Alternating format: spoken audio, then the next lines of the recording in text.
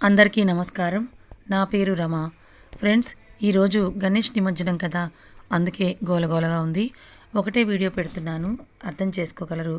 నా ప్రియసకి 61వ భాగం. రచయిత సాహితీ మోహన్ గారు. బెడ్ మీద ఉన్న ధన్విని చూసి తనని చూసిన మొదటి క్షణంలోనే నా మనసుకి ఆప్తురాల్లా అనిపించింది. అలాంటి తను కష్టంలో ఉంటే చూస్తే ఎలా ఉండగలను? అయినా మేము ప్రత్యేకంగా తను చూసుకున్నది ఏమీ లేదు. తను ఆత్మాభిమానం కల వ్యక్తి. తన బిడ్డ తను ఎవరికి భారం కాకూడదని మేము వద్దంటున్నా వినకుండా జాబ్లో జాయిన్ అయింది.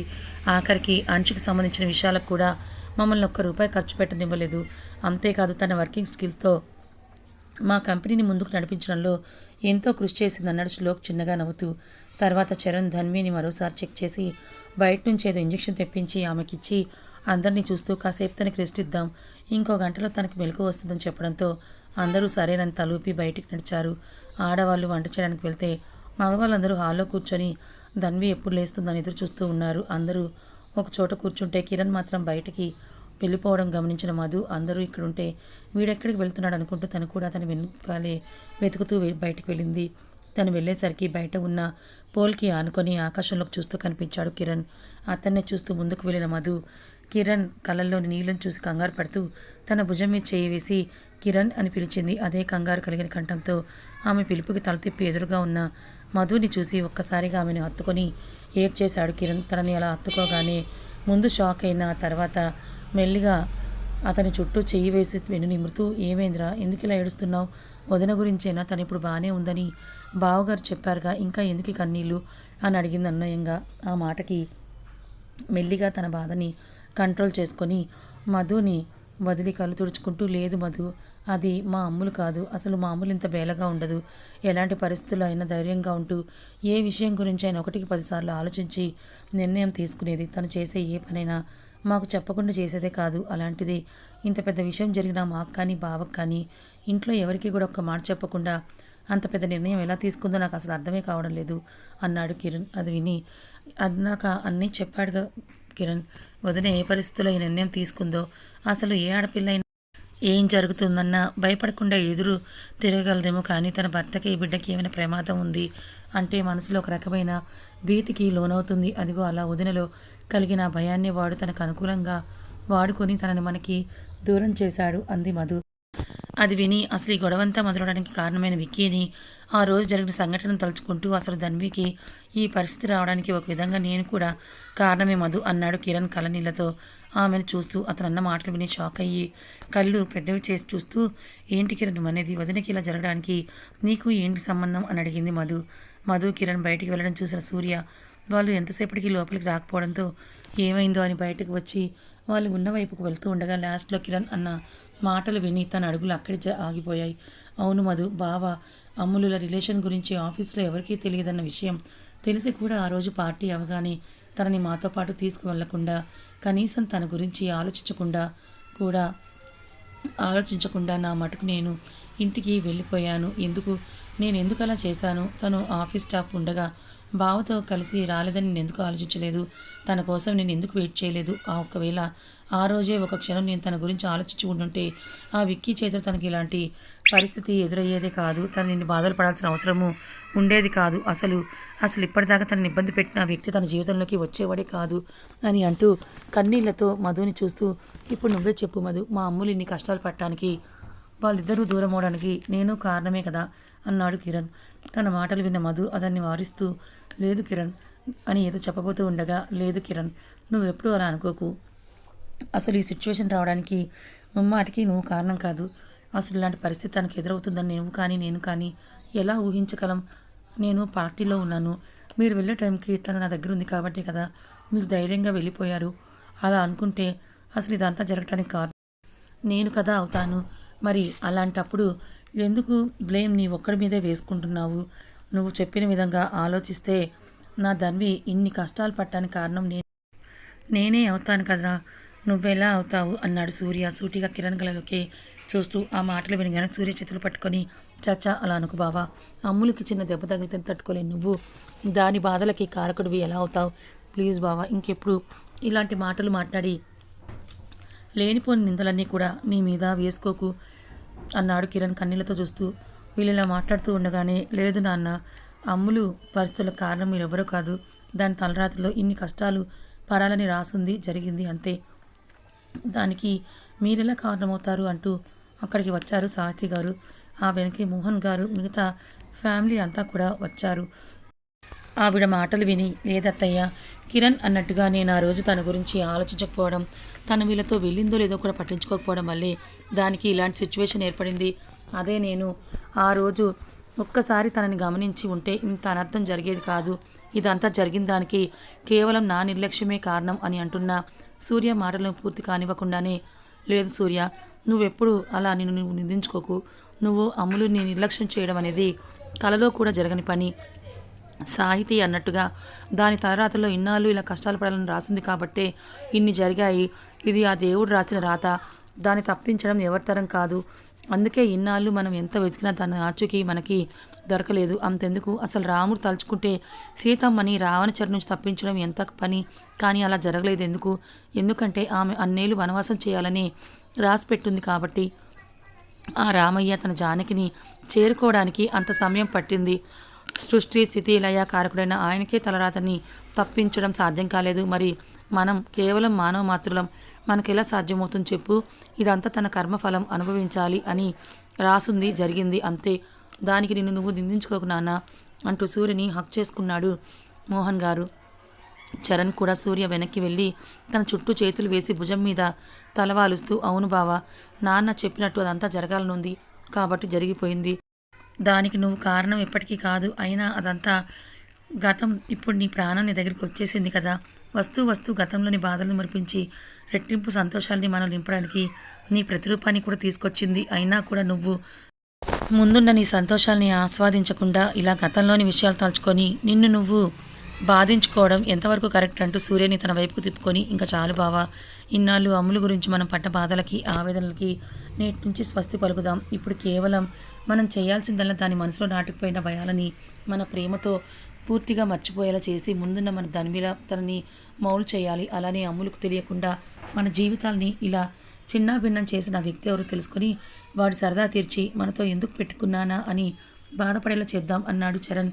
మిస్టర్ ఎక్స్ని తలుచుకుని కోపంతో పిడికిలు బిగిస్తూ అతని గురించి తలుచుకోగానే గతమంతా ఒక క్షణం కళ్ళ ముందు కదలడంతో, అవును చరణ్, ఇన్నాళ్ళు నా ప్రాణాన్ని నాకు దూరం చేసి ఇన్నాళ్ళకి నేను ఎదురుగా వెళ్ళినా నన్ను చేరుకోలేక నిస్సహాయరాలను చేసిన తనకు అన్నిటికి కారణమైన ఆ వ్యక్తిని అంత తేలిగ్గా వదిలిపెట్టాను. ఈ 6 ఏళ్లుగా నా భార్య గార్చిన ప్రతి కన్నీటి బుట్టుకి బదులు చెప్పించి కానీ నేను వాడిని ఆ పరలోకానికి పంపను అన్నాడు సూర్య చింతనిప్పుల్లాంటి కళ్ళతో చూస్తూ. చరణ్ చేసిన ఇంజెక్షన్ ఎఫెక్ట్కి నార్మల్ స్ప్రోలోకి వచ్చిన ధన్వి మెల్లిగా కళ్ళు తెరిచి చుట్టూ చూసింది. ఆ గదిలోని ప్రతి చోట తన సూర్యతో గడిపిన ఆనంద క్షణాలని విజువల్స్లా కళ్ళ ముందు కనిపిస్తూ ఉంటే వాటిని మనసారా ఆస్వాదిస్తూ చిన్నగా లేచి బెడ్ దిగి రూమ్ అంతా ఒక్కసారి కలిగి తిరిగి ఆల్మోస్ట్ వాల్ అంతా కవర్ అయ్యేలా ఫ్రేమ్ చేయించి ఉన్న తమ పెళ్లి ఫోటో ముందు నుంచొని అందులో తన వైపు చూసి అందంగా నవ్వుతూ ఉన్న సూర్యని వేళ్లతో తడుముతూ, ఐ లవ్ యూ సూర్య గారు, మిస్ యూ సో మచ్ అంటూ ఆ ఫోటోకి తలా నుంచి ఇన్నాళ్ళు మీకు దూరమై నీ కదలికలు తెలుస్తూ ఉన్నా దూరంగా ఉన్న ఇంటర్నెట్లో సూర్య గురించి రోజు సెర్చ్ చేసి తన గురించి తెలుసుకుంటూనే ఉండేది మన ధన్వి. మిమ్మల్ని చేరుకోలేక ఎంతో నరకయాతన అనుభవించాను అని తలెత్తి సూర్య ఫోటోని చూస్తూ, అసలు నేను కల్లో కూడా అనుకోలేదు తెలుసా సూర్య గారు, మిమ్మల్ని మళ్ళీ ఇలా కలుస్తానని, తిరిగి మన ఇంటికి వస్తానని. నాకు ఇప్పటికీ కూడా నమ్మశక్యం కావడం లేదు. నేను మన ఇంట్లో మన గదిలో ఉన్నానంటే అంటున్న ధన్విని ఎవరో భుజంపై గిచ్చడంతో హా అంటూ ఉలిక్కిపడి వెనక్కి తిరిగి చూసింది. అక్కడ తన వైపే నవ్వుతూ చూస్తూ ఉన్న సూర్యని చూసి, సూర్య గారు, మీరెప్పుడొచ్చారు? అయినా ఇలా గిచ్చారేంటి నన్ను అని తను గిచ్చిన చోట చేత్తో రుద్దుకుంటూ ఎంత నొప్పిగా ఉందో అని అంది ధన్వి అతని వైపు అలకగా చూస్తూ. ఆమె అలకని చూసి అందంగా నవ్వేస్తూ, నేను ఇప్పుడే వచ్చాను. నేను వచ్చేసరికే నువ్వు ఇక్కడ ఉండటం కలలా ఉంది అంటున్నావు. మరి ఇది కల కాదు, నిజంగా నిజమని నీకు అర్థమయ్యేలా చెప్పాలని అలా గిచ్చాను అంటూ ఆమెని తన కౌగిట్లో బంధించేస్తాడు. అయినా చెట్టంత మనిషి నీ దగ్గరే ఉంటే నాతో మాట్లాడకుండా ఇంకా ఇలా ఫోటోలతో మాట్లాడతావేంటి అన్నాడు సూర్య. ఆ మాటలు విని అతని చుట్టూ చేతులు వేసి తన గుండెల మీద తలవాలుస్తూ, ఏం చెయ్యను సూర్య గారు, ఈ 6 ఏళ్లుగా నేను చేస్తున్నది ఇదే కదా. పగలంతా అనిష్ చేసే పనుల్లో వాడి నవ్వులో మీ రూపాన్ని చూసి మురుసుకుంటూ, రాత్రి వాడు పడుకున్నాక వాడికి తెలియకుండా దాచిన మీ ఫోటోలతో ఆ రోజు జరిగిన విషయాలన్నీ చెప్తూ మీకు దూరమైన బాధని పగలంతా దాచి ఎవరికీ తెలియకుండా ఆ నిశీదిలో కన్నీళ్ల రూపంలో నా బాధకు స్వేచ్ఛను అందించేదాన్ని. బిజినెస్ న్యూస్లలో మిమ్మల్ని చూసినప్పుడల్లా తిరిగి మళ్ళీ మీ చెంత చేరమని నా మనసు ఉరకలు వేస్తుంటే, లేదు నువ్వు మళ్ళీ సూర్యుని కలవకూడదు, అలా కలిస్తే జరిగే నష్టం ఏంటో నీకు తెలుసు అని నా మెదడు ఇచ్చే హెచ్చరికలకు భయపడిపోయి ఎంతో కష్టంగా నా మనసుకి కళ్ళెం వేసి మీకు దూరంగా ఉండడానికి నేను ఎంత కష్టపడ్డానో అలా మెదడుకి మనసుకి జరుగుతున్న అంతర్మదనంలో నేను ఎంతగా నలిగిపోయానో నాకు మాత్రమే తెలుసు సూర్యగారు అంటూ తలెత్తి కన్నీళ్లతో అతని వైపు చూస్తూ, నా కన్నీళ్ళకి ఏ దేవుడి మనసు కరిగిందో ఇన్నాళ్లకు మళ్ళీ నన్ను ఇలా మీ చెంతకు చేర్చాడు. ఇంక చాలు సూర్యగారు, ఆ మనోవేదనని భరించే శక్తి నాకు లేదు. ఇక మిమ్మల్ని వదిలి క్షణం కూడా దూరంగా ఉండలేను అని కన్నీళ్లతో సూర్యని చుట్టుకుపోయింది ధన్వి. ఆమె మాటలకి చెమర్చిన తన కళ్ళని తుడుచుకొని ధన్విని గుండెల్లో పొదువుకుంటూ, ఉష్ ఏడవకే, నువ్వు ఏడిస్తే చూడలేనని నీకు తెలుసు కదా. లేదమ్మా, ఒకసారి నన్ను దూరం చేసుకొని నేను పడ్డ ఆవేదన నాకు మాత్రమే తెలుసు. నువ్వు బయటికి చెప్పుకున్నావు, నేను చెప్పుకోలేదు, అంతే తేడా.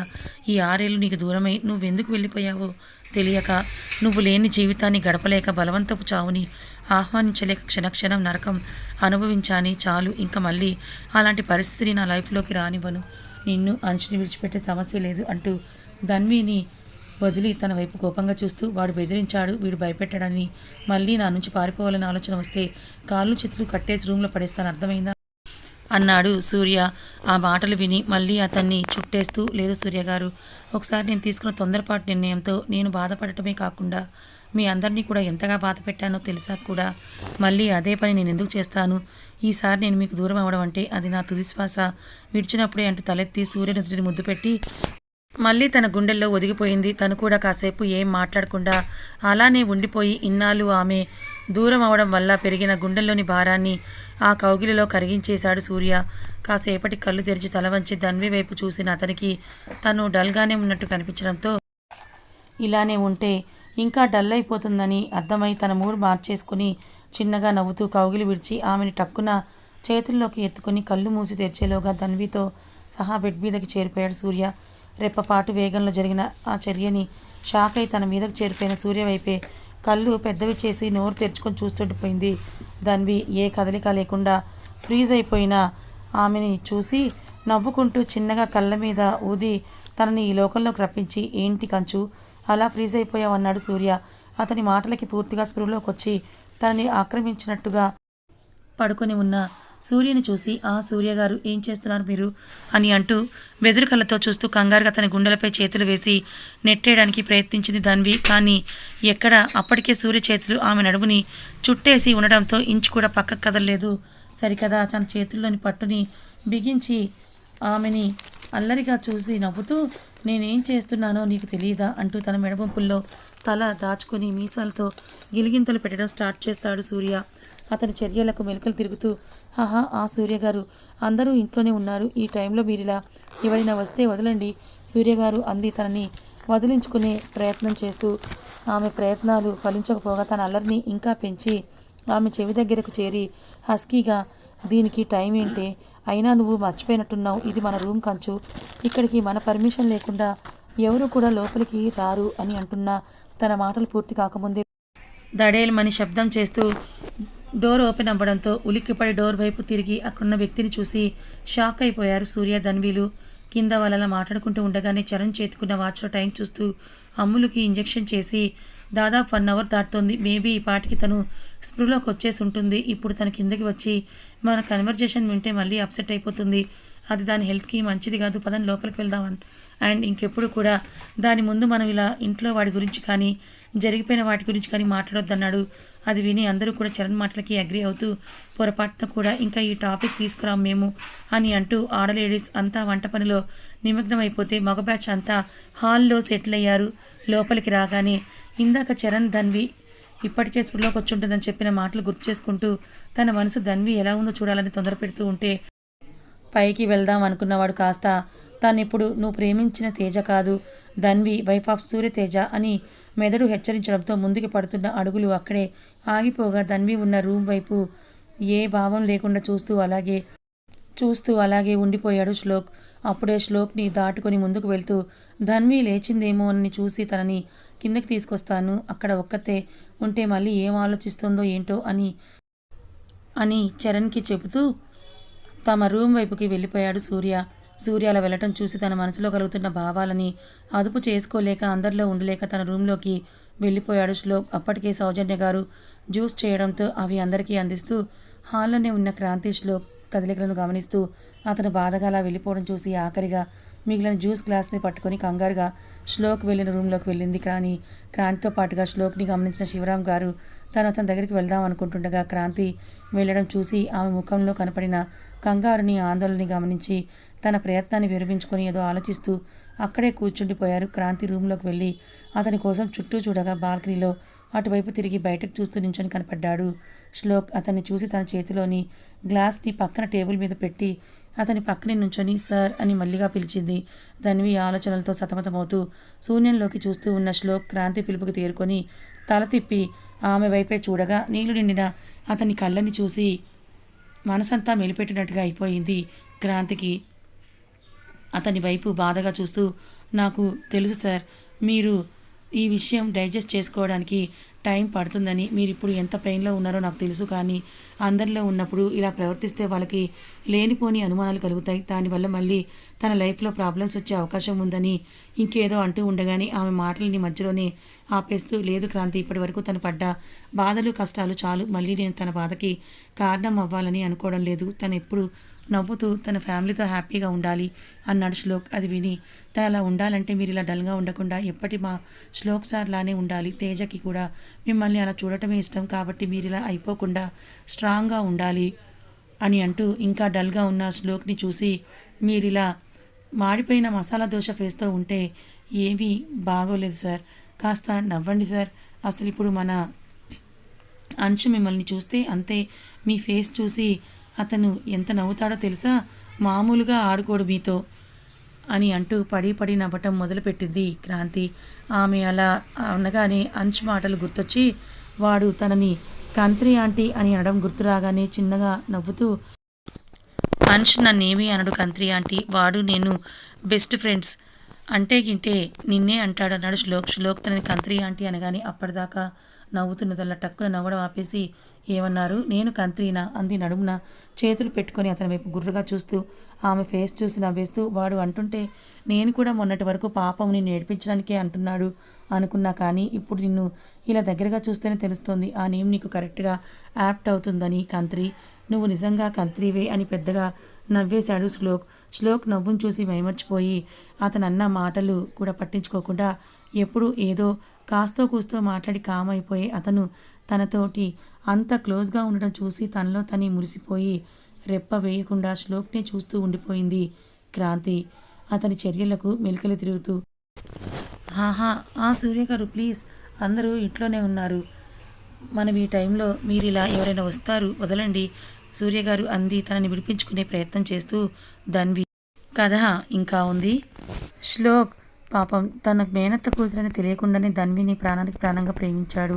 ఇప్పుడు కానీ ధన్వి ఆల్రెడీ సూర్యని ప్రేమిస్తోంది, పెళ్లి చేసుకుంది అని తెలిసిన తర్వాత ఇప్పుడు శ్లోక్ మనసు ఎంతో భారంగా ఉంది. మరి ఇలాంటి సమయంలో తనకి క్రాంతి మూగగా ప్రేమిస్తున్న విషయం తెలుస్తుందా? తెలిస్తే మరి శ్లోక్ ఎలా రియాక్ట్ అవుతాడు? అసలు ఈ మిస్టర్ ఎక్స్ ఎవరు, అతను ఎవరు, సూర్య ఎలా తెలుసుకోబోతున్నాడు? తెలుసుకోవాలనుకుంటే మన ఛానల్ని ఫాలో అవ్వండి. కథ నచ్చితే లైక్ చేయండి, మరికొంతమందికి షేర్ చేయండి. ఇలాంటి మరిన్ని మంచి కథల కోసం ఛానల్ని సబ్స్క్రైబ్ చేసుకోండి. Thank you so much.